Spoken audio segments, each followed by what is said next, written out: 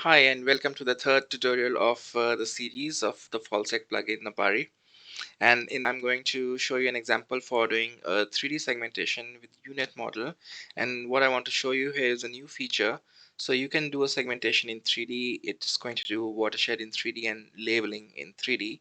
However, sometimes it may happen that the 3D labeling is not actually optimal because in some Z slice, the two cells may be touching, which will spoil the whole segmentation in 3D, as I will show you. And then to correct this, what you could do is you can actually take this, you can actually do a slice by slice labeling in Z and then connect them with a merge function if they overlap, right?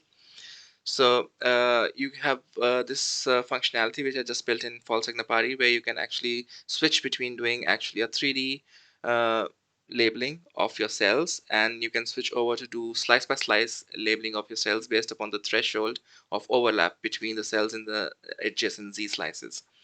So right, it's still in development, so I'm just going to launch it from the terminal. So what do I have to do to get this now is go to GitHub, clone the repo. If you have already cloned it, just pull it, and you're going to get the new code base of the VollSeg Napari plugin.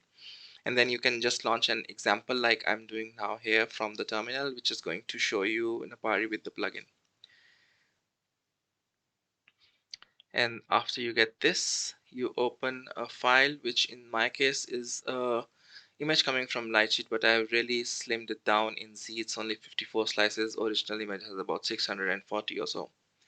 So first thing I will do quickly is just change these tiles, and you can see if you have something illegal, it becomes red, which means there's something wrong there. And I'm not going to use a Stardust model. I'm not going to do any denoising. I'm just going to use my pre-trained unit model, which I trained for Ascalian embryos, which you see over here.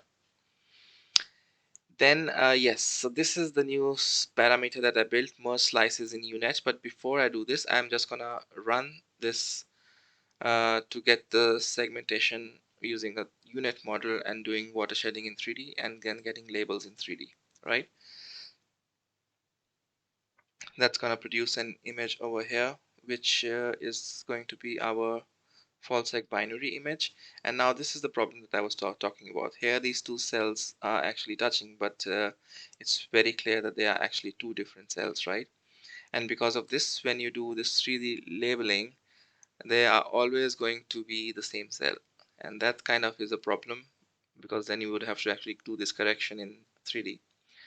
So to avoid this error, I made this new, let me just save this as underscore 3D so it doesn't vanishes when I run my new function again.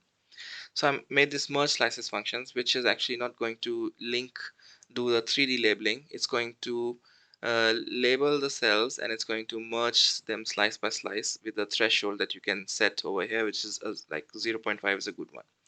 So you click OK, and then you click run. And now it's going to give you a new result where it will do this slice by slice linking using this threshold value.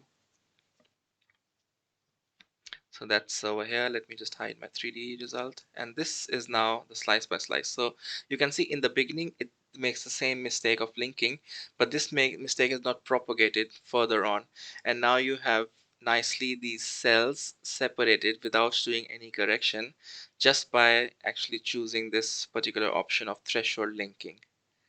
So this is an option that you can use if it works for your cells. It's good. And the idea about this plugin is that you drag and drop an XYZ image.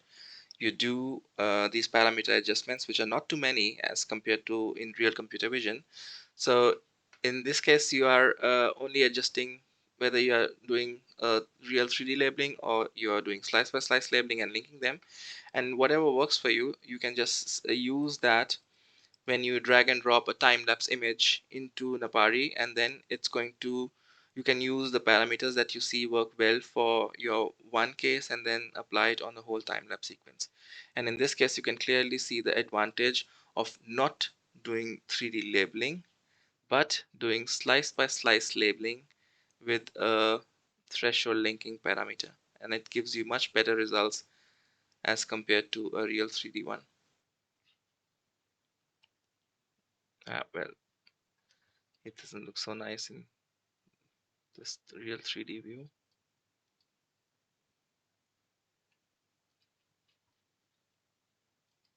Well, anyway, the point of the tutorial was not to actually show you the 3D view, but the point of the tutorial was just to show you about this new function which you can get now from the GitHub repo. So maybe see you in hackathon if you're coming. It's tomorrow, right? So yeah, well, thank you for your attention, and that's it for this tutorial. Bye bye.